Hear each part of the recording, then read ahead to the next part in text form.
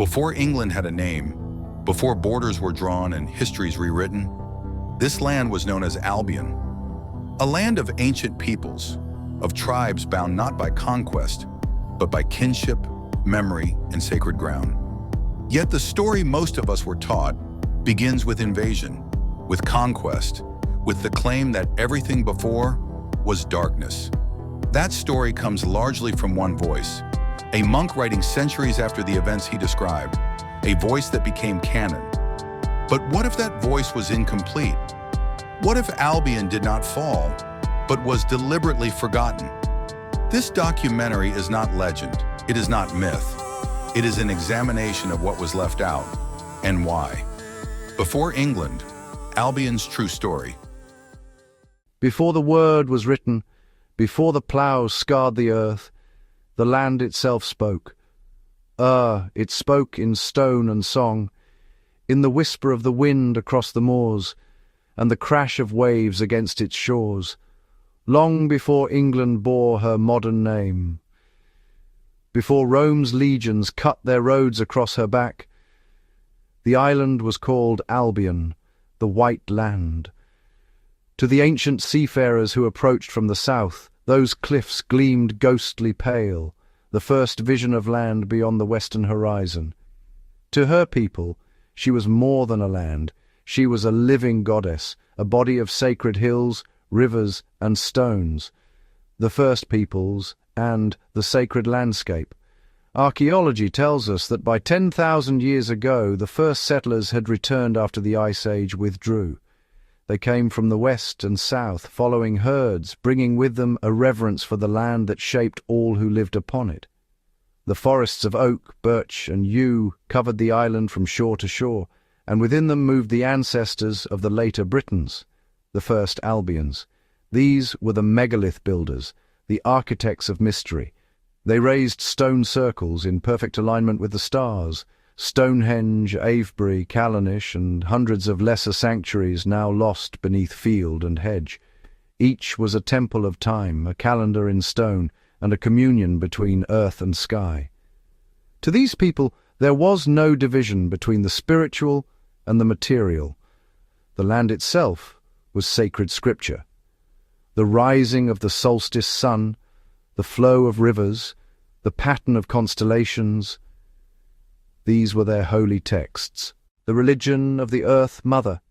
Before the thunder of male gods and the wars of kings, there was only the Mother. She was the spirit of fertility, of the moon and the harvest, of womb and tomb alike. Across the island, the people carved her image in stone, round-bellied figurines and chalk-hill carvings that spoke of rebirth and endless return. The mound graves, such as West Kennet and Newgrange across the sea, were built in her likeness. The earth's belly, entered through a stone passage, as though re-entering the womb to be reborn with the sun. The Albions believed that all life came from the mother's body. The rivers were her veins, the hills her breasts, the forests her hair. When they sowed grain, they offered the first sheaf to her. When they buried their dead, they did so with flowers and shells, returning each soul to her embrace. In this ancient matriarchal cosmology, humanity was not separate from nature, but a participant in her eternal cycles. The coming of the tribes. In the 3rd and 2nd millennia BCE, new peoples arrived, the Beaker folk and Proto-Celts, bringing bronze and new customs, yet they too merged with the old. There was no conquest, only blending, for all revered the same mother and the same stars. From this union arose the tribes later known as the Britons, each with their own gods and heroes, but sharing a single spirit, that of Albion herself. The land became divided among sacred tribal realms, the Brigantes of the north, the Iceni of the east, the Dumnoni of the west, and the Silures of the south. Each tribe guarded a portion of the sacred landscape, maintaining the rites and keeping the knowledge of the Druids, those wise ones who served as priests, healers, astronomers, and poets. They did not worship idols of stone, but the living presence of the divine in oak and water, in fire and mist, the voice of stone and water. Every valley had its spirit, every spring its goddess. Rivers were personified as divine mothers, Sabrina, Severn, Avon, Dee, Tamar, Tamesis, Thames, each with her own stories and offerings. The people of Albion lived in harmony with these spirits, bound by covenant rather than dominion. To break the balance was taboo, for the land's favour ensured the tribe's survival.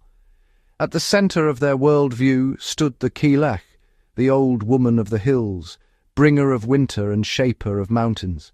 Her legends stretch back into the mists of prehistory, a primal goddess who formed Albion by dropping stones from her apron as she strode across the landscape. Later, myths remembered her as the Hag of Bear, or as the Morrigan, or even transfigured in Christian guise as Saint Bride. But always she remained the land's first guardian, the harmony before the empires. For thousands of years Albion flourished in peace. Her people farmed, hunted and raised their monuments. Her seers read the omens of the skies. Trade routes connected her to Gaul, Iberia, and even to the distant Mediterranean. Bronze flowed like blood between the tribes, carrying with it ideas and tales. The language spoken across her lands was the root of the later Brythonic tongues, the mother of Welsh, Cornish and Breton.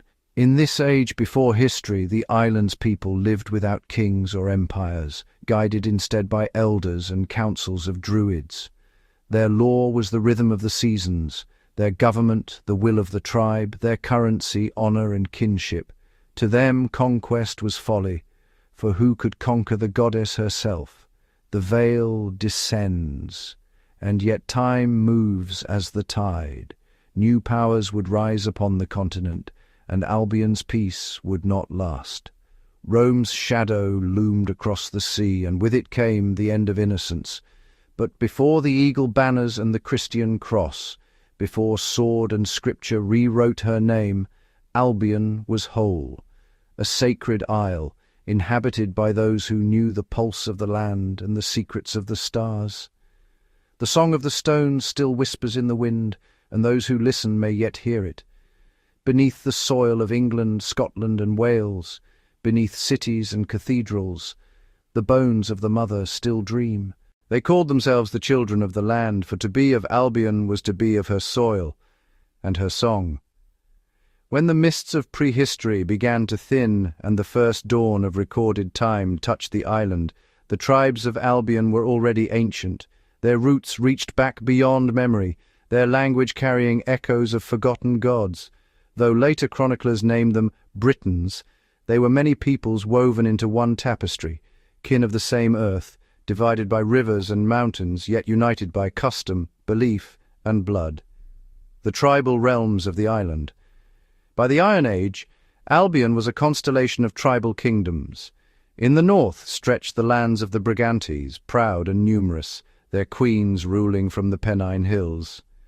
To the west, among the mountains and rivers, dwelled the Ordovices and Silures, fierce defenders of their ancestral valleys. In the east and south lay the fertile plains of the Iceni, Trinovantes and Catuvellani, where trade and craftsmanship flourished. In the far west, among the cliffs and mists of Dumnonia, what we now call Cornwall and Devon, the Dumnoni tended their tin mines and worshipped the sea gods. Each tribe held its hill fort, not a castle of conquest but a sacred stronghold, a symbol of the tribe's spirit. From Maiden Castle to Cadbury, Tra Prain Law to Dinas Emrys, these citadels crowned the land like jewels upon a green diadem.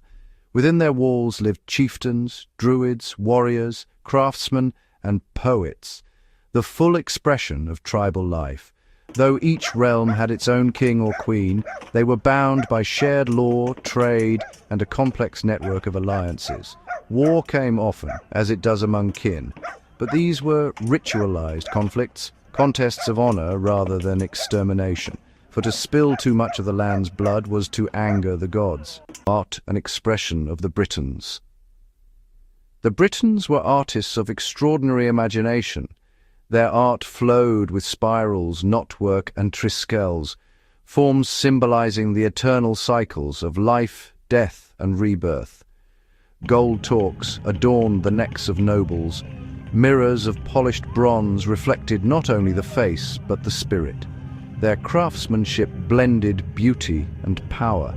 Chariots rimmed with bronze, cauldrons engraved with beasts of myth, swords inscribed with sigils of protection.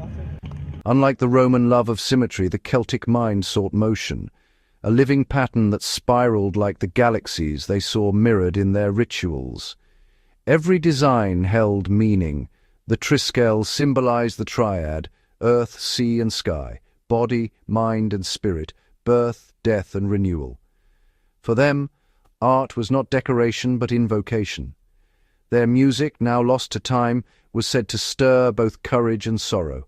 Harps, pipes and drums echoed in the feasting halls, and the bards, keepers of song and history, recited the deeds of ancestors. Through them, the tribe remembered who they were, for memory itself was sacred, the Druidic order.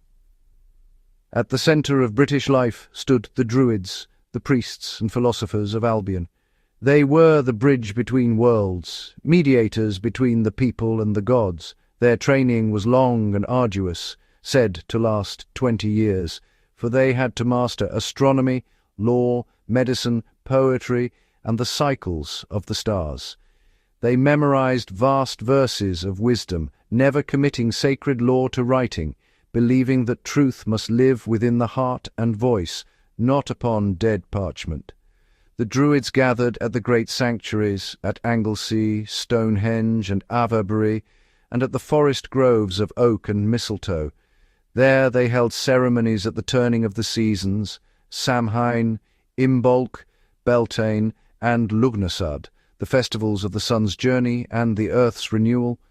Through their rites, the balance between human life and nature was maintained. They taught that to live justly was to live in harmony with all creation. In their philosophy, every soul was immortal.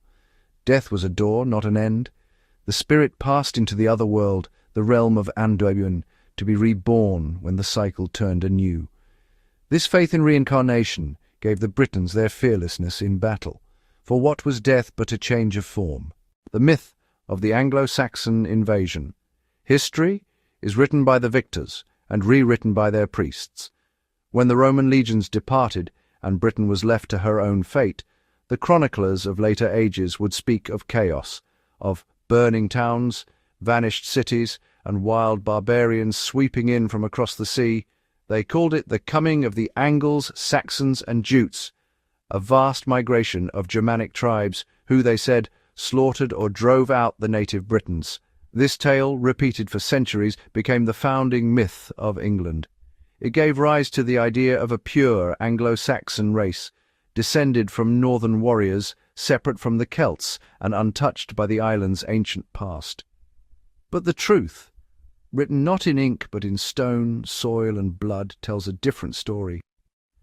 One far older, far deeper and far more enduring. The invention of the invasion. The legend of a full-scale Saxon invasion does not appear in the records of the time. The early British and continental sources, from Gildas, Nennius and the anonymous poets of the north, describe conflict, yes, but not extermination. They speak of mercenaries invited, not conquerors descending, of battles between rival kings, not an apocalypse of foreign hordes. It was only centuries later, in the 8th century, that the Venerable Bede and other ecclesiastical historians crafted the tale of a complete Germanic conquest. They wrote of entire tribes migrating en masse, sweeping the Britons before them like leaves before the wind. Why would they do so? Because Bede wrote not as a historian but as a servant of Rome and its church. His purpose was to impress a papal delegation, to show that England had become a new Christian and Roman land, born anew from the pagan darkness of the Britons. By portraying the native Celts as defeated and degenerate, he made room for the myth of an English church, pure, obedient, and separate from the troublesome Celtic Christianity of Wales, Scotland, and Ireland. Thus was the great lie born, the lie of a new people replacing the old. The archaeology of continuity. The spade of the archaeologist, however, tells a different tale. Nowhere across England is there evidence of a massive population displacement in the 5th or 6th centuries. The farms, fields, and even the local pottery styles continue unbroken from Roman into Anglo-Saxon times. The rural population did not vanish. It simply adapted. Grave goods and burial rites, once cited as proof of invasion, are now recognized as cultural fashion, not ethnicity. A Briton could be buried with a Germanic brooch just as a modern man might wear an Italian suit. Style does not erase ancestry. Indeed, genetic analysis has revealed that more than 70 to 80% of the modern English gene pool descends from prehistoric and Iron Age Britons, the same stock that populates Wales, Ireland, and Scotland. Only a small fraction, perhaps 20%, reflects later continental input, from Romans, Saxons, Vikings, and Normans combined. The English are, by blood, as Celtic as their neighbours. What truly occurred after Rome's fall was a change in leadership, not in population. When mercenaries from the continental coast, from Saxony, Jutland, and Frisia, were hired by British kings to defend against northern raiders, many settled and rose in rank. Over generations, their leaders seized power, intermarried with the native nobility, and began to call themselves kings. Through war and alliance, a Germanic-speaking aristocracy emerged, ruling over a predominantly Celtic-speaking population. As the new elite consolidated power, their language and culture gradually spread downward, a process not of genocide, but of assimilation. This is how England was born, not as a colony of Saxons, but as a Celtic land under Saxon rule. The peasants in the fields, the mothers by the hearth, the smiths and farmers and fishermen, they remained the same people whose ancestors had raised Stonehenge and fought Rome. The conquerors took the thrones, but Albion's blood remained pure beneath the crowns. Bede's story served another purpose, the erasure of the Celtic identity within England. By claiming that the Britons were exterminated or driven to the fringes, he could justify the dominance of the Roman Church over the native spiritual traditions that still lingered in the countryside. In truth, many of the Anglo-Saxon saints, such as St. Cuthbert, St. Oswald, and St. Edwin, had Celtic mentors, and their Christianity bore deep traces of the Druidic philosophy that had survived through the Celtic monasteries. The native Britons were not annihilated. They were absorbed, baptized, renamed, and thus hidden in plain sight. Even the English language bears witness. Beneath its Germanic surface lie hundreds of ancient British place names: Avon, Thames, Tor, Penn, Cumbria, Kent, Dorset, Cornwall, all Celtic in origin. The very bones of the land speak in the old tongue, even as new masters called it England, the genetic resurrection of truth. For centuries, the myth of the Anglo-Saxon invasion endured, enshrined in textbooks and national identity. But the truth, uncovered by modern science, has shattered that illusion. Genetic mapping of the British Isles reveals a profound continuity of population stretching back over 10,000 years. As one study declared, the English are the descendants of the ancient Britons who adopted the language and identity of their overlords. The Saxons came, yes, but they did not replace. They ruled, they married the daughters of Britain, and their blood was absorbed into hers. The conquerors became Albions themselves. Even under new kings and new gods, the old soul of the land endured. Albion restored.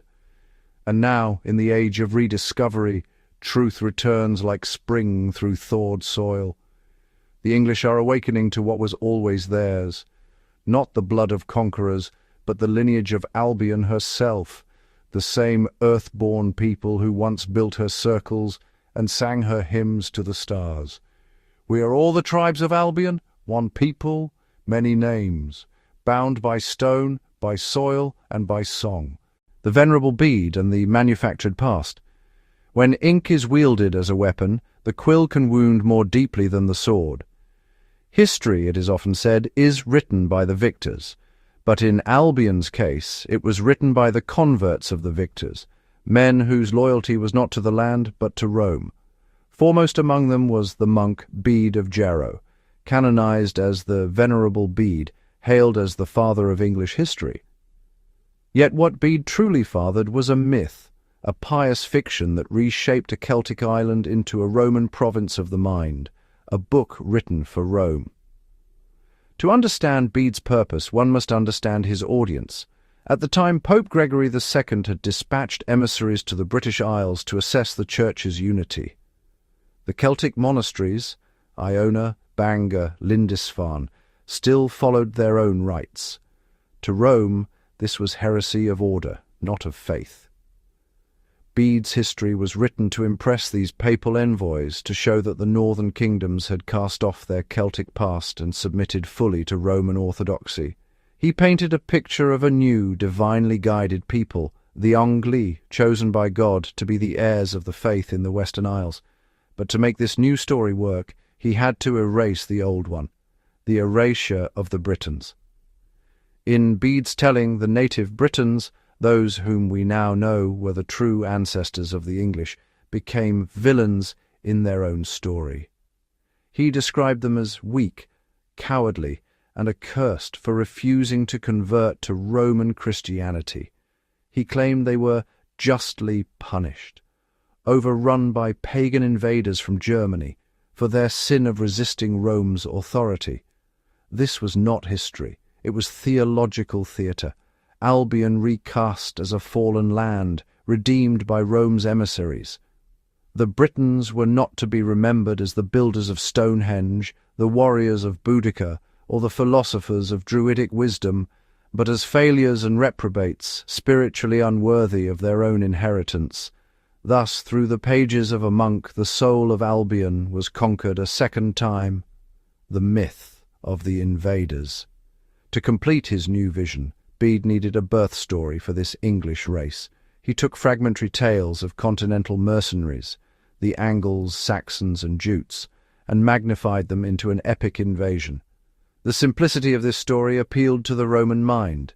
It provided a clean slate, pagan tribes redeemed by the gospel, guided by Rome, with no trace of the troublesome Celts who resisted her authority. But archaeology, language, and now genetics have exposed the fiction. A politicized piety. Bede's genius lay in his pious tone. He did not shout his ideology, he whispered it in prayerful prose.